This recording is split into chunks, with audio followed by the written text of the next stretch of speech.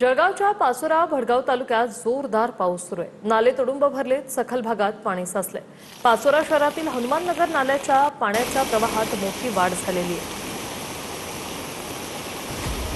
जळगावच्या चाळीसगाव तालुक्यामध्ये मध्यरात्रीपासून जोरदार पाऊस सुरू आहे। मध्यरात्रीपासून सुरू असलेल्या पावसामुळे शहरातील रस्ते जलमय झालेत। रस्त्यांना नदी नाल्याचं स्वरूप आलं असून शहरातील अनेक सखल भागांमध्ये पावसाचं पाणी शिरलंय।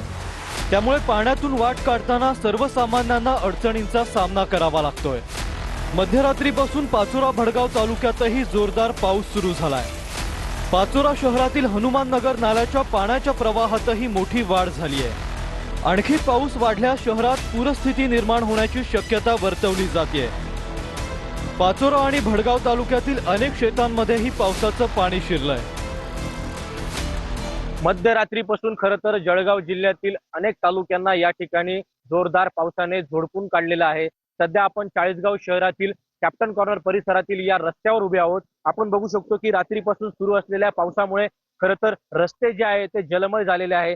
शहरातील अनेक सखल भागामध्ये खरं तर पावसाचं पाणी जे आहे ते साचलेलं आहे। रस्त्यावर ते पाणी त्या ठिकाणी तुंबलेलं आहे आणि यामुळे खरं तर वाहनधारक असेल, नागरिक असेल, यांना या ठिकाणी पाण्यातून वाट काढताना खरं तर तारेवरची कसरत करावी लागत आहे।